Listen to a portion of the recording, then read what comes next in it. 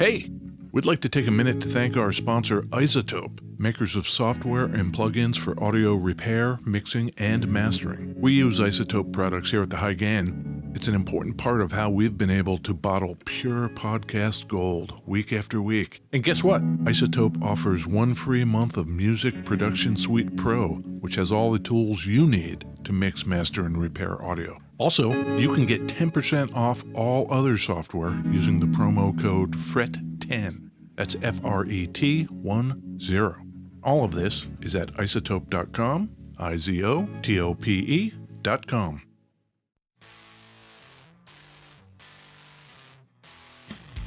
Hi, everyone. It's me, Edward Allen Peterson. Well, hi, Ed. I'm John Kiltica. Great. How's my level? Pro. Impeccable. Your distance, Yeah. your delivery Yeah. was super consistent. I love it. I get feedback from my good friend John Kilteca that my levels are all fucked up, that I have modulation issues or something. Old modulation Ed. Yeah, so I'm trying to be cool. Hey, John. Yeah, This is the High Gain Podcast. it is. We talk about guitars. We do. We talk about amps. Yes. We talk about vintage automobiles. Do we? Yeah, it's Car Week here at the High Gain Central. I don't know anything about cars. Sure you do. You've been posting about them all week on the High Gain Instagram. Yeah, that's been me making all those posts. Yeah, like Yes. there was a Ferrari. Yeah. I think Monday was a Ferrari. What was Tuesday? Tuesday was like a Dart? Porsche from our friends Walt Grace at Walt Grace Vintage in Miami, Florida. Oh, Where are we recording from? beautiful West Seattle, Washington. Ed was down in Florida and went to a guitar store that also has cars. Yeah, it was very chocolate and peanut butter for me. Do I like cool high-end vintage cars? Yeah, that's cool. Do I like vintage guitars? Yes, I think we've established I'm into those. Yeah. This is like my chocolate and peanut butter. Do you know how much they use the guitars as deal sweeteners? Yeah. Like some dude walks in and buys a $350,000 Ferrari Right. and he says, I'll take it, but can you throw in that guitar? I've been in a store and bought a $1,000 guitar and been given a t-shirt. On the scale, right, that seems about the same, right? Like, oh, it's a $25 t-shirt on a $1,000 Yeah, guitar. as a percentage Like, of the purchase? Yeah, maybe. There was a Corvette and there was a matching guitar in the Corvette. Car pairing. Yeah. Weird.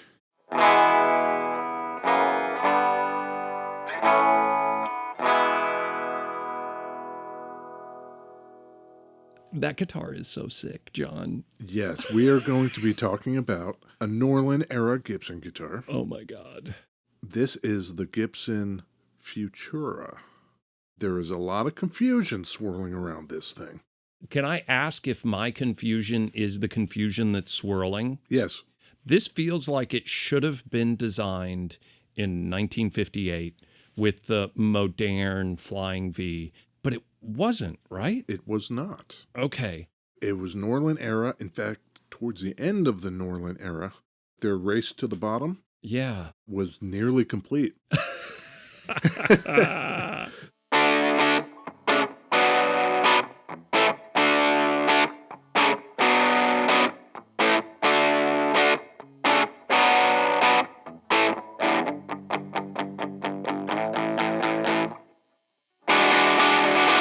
Beverages.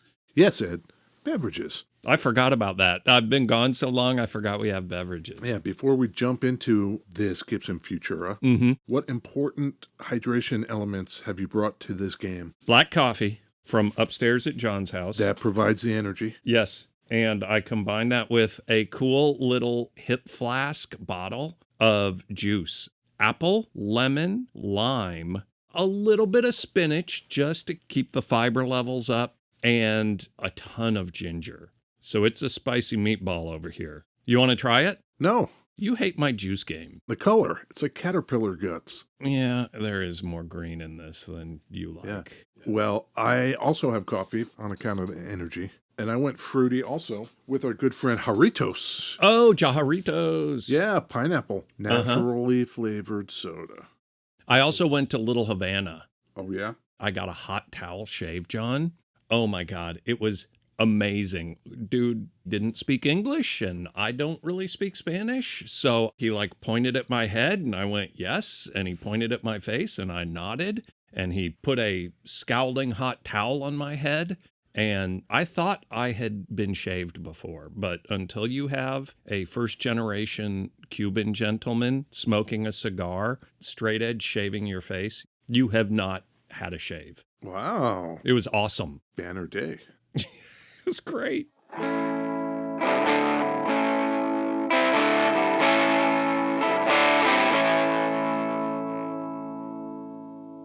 What color is that guitar? This color is known as ultraviolet. Oh. Yes. We got to jump right into this, Ed. Yeah. This particular model I am holding Yes. is from 1983. What year were the breadwinners? Late 70s, I think. Yeah, I think so. It's got breadwinner energy. What this is, Yeah. 2 humbuckers, Yep. 2 volumes, a tone, and a pickup selector switch. Okay. Hardtail, gold Yeah. hardware. We're going to get lost if I don't start more at the beginning. Sure. Okay. The year was 1957, Ed. Okay. You're familiar with the story about how Gibson was designing what they were going to release as their futuristic Yeah. line, the Flying V. Yep. Explorer, the Moderne, which Uh-huh. they didn't release. Mhm. You mentioned the Explorer. They did release the Explorer, but if you take the width of the guitar, like at the hips, Yeah. where it goes in, and just shrink it, so it's skinnier, Right. and the proportion of the horn is different. It's more elongated. Yeah. Yeah, And skinnier. that was the original design, and the working title of that guitar was the Futura. Yep. They prototyped about 5 of them. Yeah. I think only 3 are still known to exist. Huh. They didn't release the Futura as designed. Instead, they modified that design, make it wider, change the proportions, and that was what became the Explorer. Right. No end of Gibsons have that problem where headstocks snap off. The original Futura design that looks like the Explorer looks like you could just as likely snap it at the waist. It's so thin. It's pretty skinny. Okay, keep going. It had the split headstock, Yeah. and they carried that into the Explorer when it came out, but it didn't last very long. Some people call that on the Explorer transitional. Mm. Yeah, so that was released in 1958, and the Futura was never heard from again. Okay. In 1959, Mm-hmm. the Explorer was even discontinued. It did abysmally. So dumb. People in the 50s were not ready for this. No, I don't think so. Conservative dummies. Yeah, all Eisenhower-y. You know, planning on how we can take over Cuba and turn it into a capitalist pigsty. You know? Bay of Pigsty. Exactly. By now, you might be wondering, Mm-hmm. what does the Explorer have to do with this Futura I'm holding? Because this Futura is weird shaped. Yeah.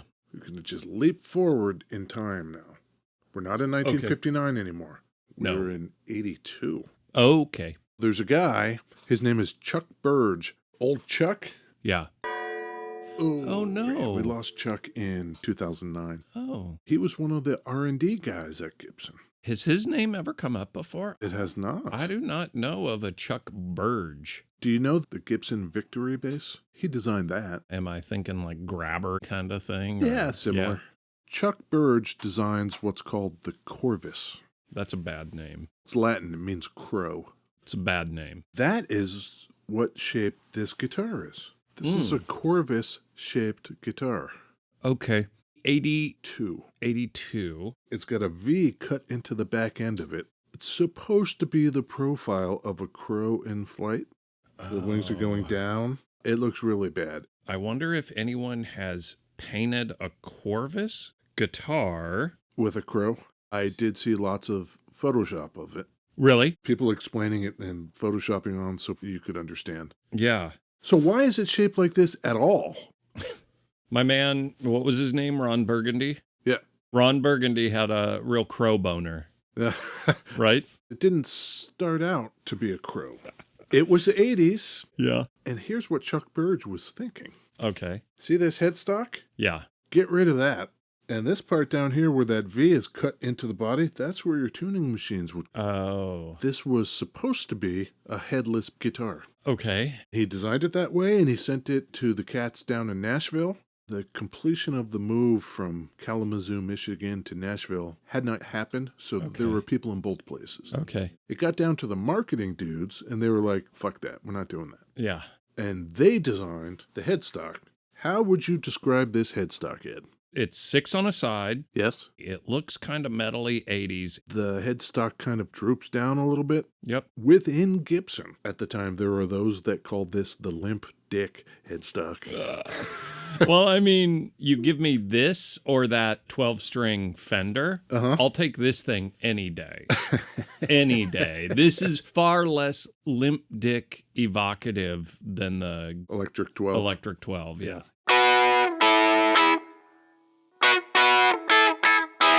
The Corvus came in 3 flavors. Okay. 1, 2, and 3. 1 was 1 pickup, 2 was 2, 3 was 3 single coils. Oh. The base color was silver. You could get other colors, 7 other colors or so. Whoa. Inexplicably, they take that Corvus, which was a bolt-on rosewood neck with those pickups and all of that, Oh. and they upgrade it. Yeah. Neck through, Right. ebony fretboard on it. Love it. They make it super fancy, and they make it only available in black, white, and ultraviolet. The fancy Corvus, well, let's just call it the Futura then. Sure. And that's what they did. Why? No idea. The shape of this guitar bears no resemblance to that original prototype Futura design of 1957. Sure. They must have really liked the name. The weird thing is, I knew the name of this was the Futura, and I knew that there was a Futura model from 58. So maybe I just combined them in my head to think this was designed at the time. Maybe that's the weird connecting I did. It's weird, too, because Gibson would release SGs, Les Pauls, as part of a Futura series. Yeah. What is it with them and that name? You just end up confusing people. I'm not so confused. I look at this and I'm like, oh, it's a Corvus. And then you look at the headstock and it says Futura. I guess I just have no recollection at all of the Corvus model. I've never heard the name Corvus before today. It has never registered Blocked with me. it out. Yeah, exactly. It was meant to renew interest in Gibson guitars. Guess it didn't really work because in 1984, they discontinued them. The Futura and the 3 Corvuses. Yeah. I suppose you could think of this Futura as a Corvus 4. This is maybe the most beat up guitar we've done. Lots of nicks and scratches, and clearly has been put on stands that let the ass end hit the ground a lot. Yeah. But I would say in all the right ways. I would say so, too. Buckle rash on the back. Yeah. And not cracked or damaged or anything. The thing's been played a lot. Yeah. It came with 2 Bill Lawrence pickups. In this case, as was common at the time, you take out the bridge and put in something hotter. This is probably some sort of DiMarzio. Yeah. You want to hear it? Yeah, I do. All right. I'll put everything in the middle. Okay.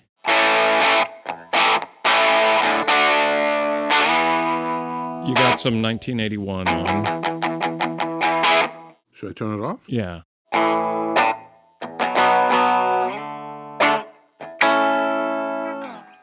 If I go to the neck, Yeah. and I'll roll the tone down.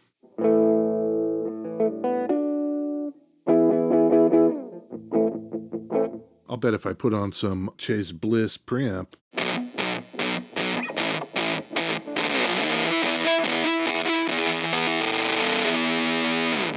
Give me a little jazz. you like that jazzy stuff, I do. don't you? I do.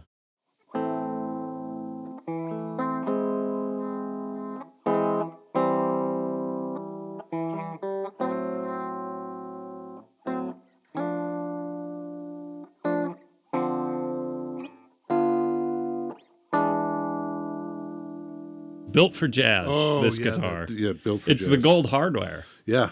If I go down to the bridge and crank that treble. This is clean. This is no effects at all. No effects.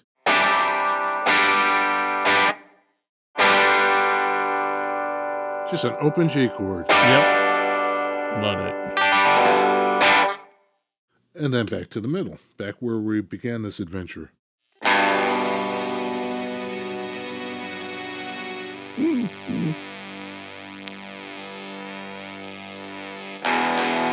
Vangelis vibes. R.I.P. We lost Vangelis just like within the last month or so. Or a couple weeks.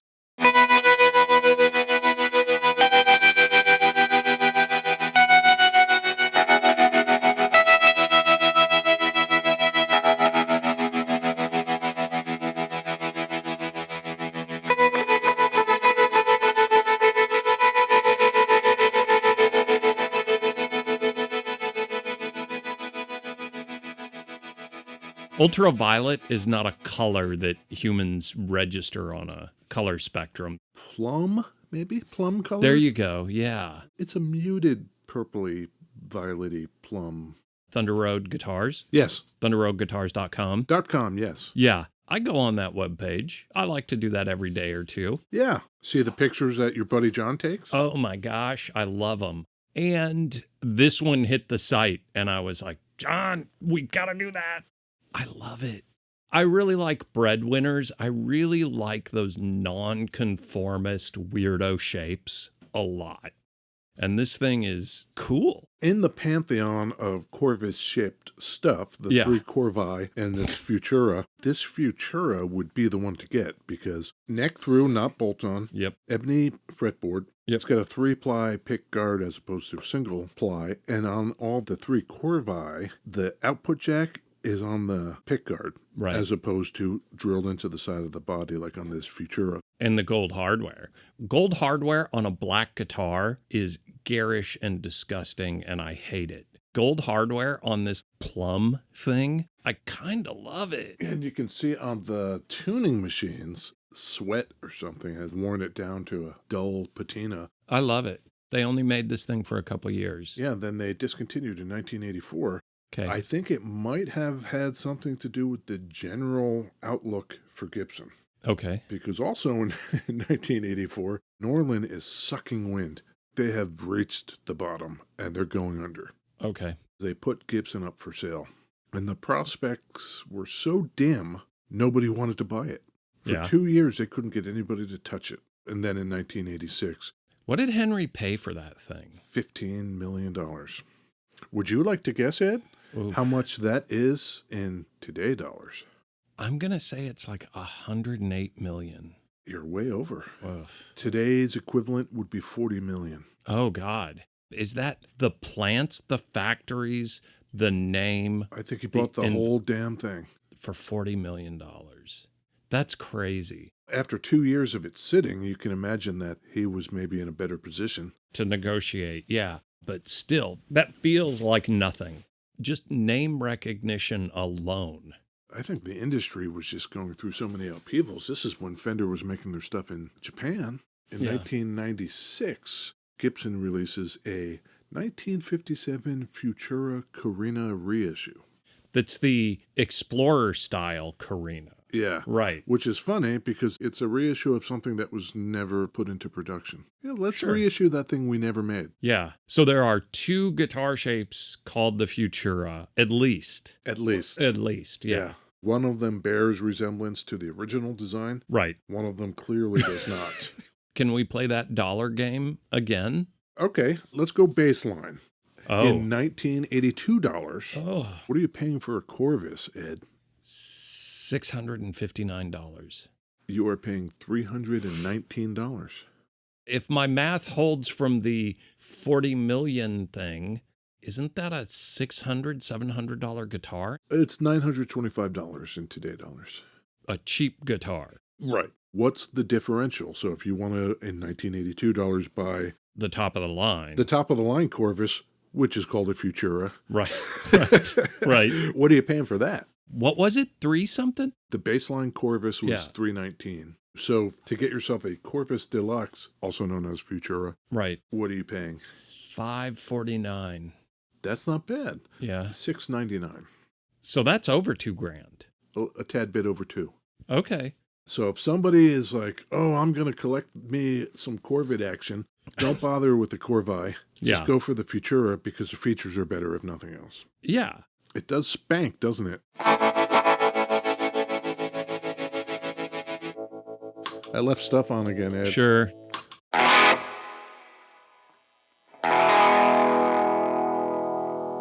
The tone on that is just very even. Sounds great. That thing rings. The shape isn't really my deal, but the sound...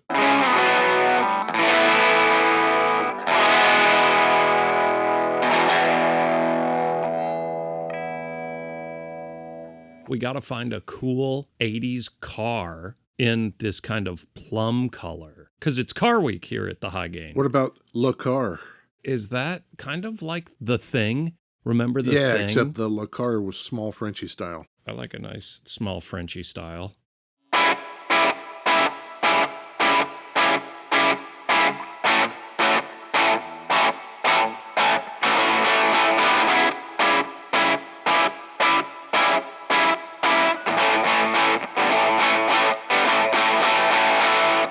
That's a nice chord.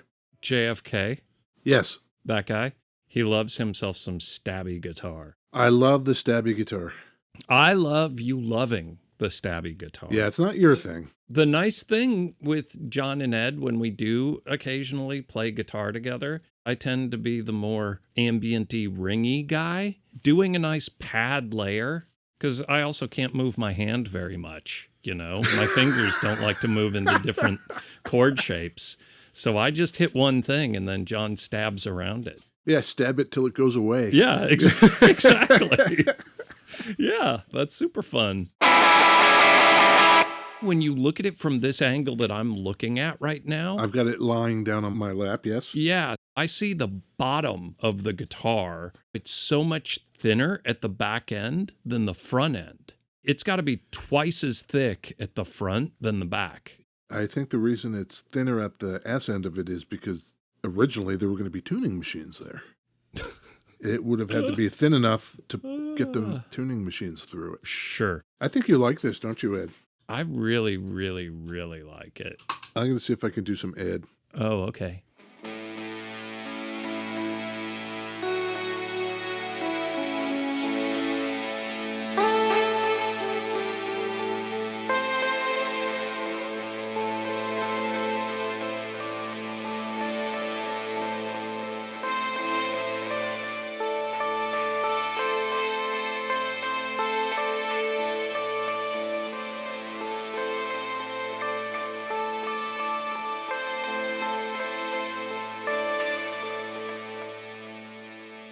That's pretty Ed guitar style. It's not like we have bits per se, right? Like bits to this show. We have carefully considered, lovingly crafted, precisely calibrated segments. As well as a couple of bits, like the dong, you know? You got to rip out a dong every once in a while. Yeah. That kind of thing. Does anyone play this thing? Because I was immediately going like, oh man, this is a Flock of Seagulls guitar. Who hit the stage with this thing? No one? Tim Kasher of Cursive. Very on brand with the dude who's just playing it for irony's sake. Mike Cooley of the Drive-By Truckers. Oh. Cursive, Drive-By Truckers. Digging it because it's weird, which is exactly why I like it. Well, you could dig it because it's weird, but it's nice to know that you're going to get something that plays really well. Yeah. It sounds great. Yeah, I love it. You gotta try it. Try and decide. Is it hello or goodbye? Buy or deny? I probably know the answer to this, Yeah. Ed, after Yeah. all we've discussed Yeah. with this Corvus that's not called Corvus, Futura. Futura. Yeah. Buy or deny, Ed? Totally buy. I would probably like a Corvus, but this thing, just the color, everything about this thing, it's all beat up. I think it's not just a buy. I think I might actually buy this guitar. Wow. Yeah, Well, like- viewers, you're going to need to stay tuned for that. Yeah.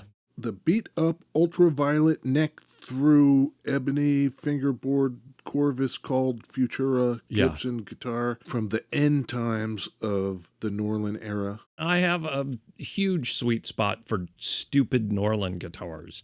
I don't own a Sonics anymore. I don't own a The Paul. All of those guitars are stupid and I love them. This is right there on the stupid and I love it spectrum. Well, I don't hate it. Okay, More to the point would just be it's not my thing, sure. the shape. But I have zero problems with how this thing sounds. But you're straight up a deny on this thing, right? Yeah, I'm a deny. It's not my deal, the shape. For sure, it's dumb. I've got an Explorer. Would I need this thing? No. Do I want it? Kinda, yeah. Stay tuned to find out and watch our Instagram. For Car Week. Oh, yeah, all those pictures I took of cars. Yeah. But also now you have to watch to see if Ed gets himself a new guitar. Oh, tell him what you got, John. Yes, in our endless quest to bring you new and novel content, Yes. we got an aux box Oh, my God. that allows us to plug our plethora of amplifiers into it Mm-hmm. and model different cabinets and microphone setups, but the core of the sound will be whatever amp we plug into it. Right now, it's sitting on top of a, Vintage Silver Face Champ amp. yeah, And it is the first time I ever heard that amp on 10. at 10, yeah. Maybe we can actually start talking about amps now. Oh, man. We don't really know anything about amps. We know something about A amps. little bit. Plug stuff in, it makes noise. What tubes are in that Champ, John? I don't know. Yeah. We'll put pictures of that. Mm-hmm. This Futura. Apparently, there are currently pictures of cars on Instagram. That's awesome. You can also go to our website, thehighgain.com, Sure. or find us on Facebook at The High Gain. Yeah. Shout out to Walt Grace. Hop a flight to Miami. Go to our good friends, our new friends at Walt Grace. There you go. Check it out. Walt Grace. Thunder Road Guitars, if you want to buy this Futura, maybe. ThunderRoadGuitars.com. Yeah. If you want to support what we do because you just love us to death, check out our Patreon page. Our friends over there at the Ruinous Network. Yes, we continue to be part of the Ruinous Network of Music Podcasts. Yeah, they are our corporate overlords. They seem to like us. They keep us in the tall grass. What does that mean? I don't know. We're in our salad days right now. Is that good or bad? I think salad days are good, aren't they? Salad days because you don't have money for meat. The period when one is young and inexperienced. Awesome. Sure. Well, until next time, Ed. Okay, then, bye. Bye.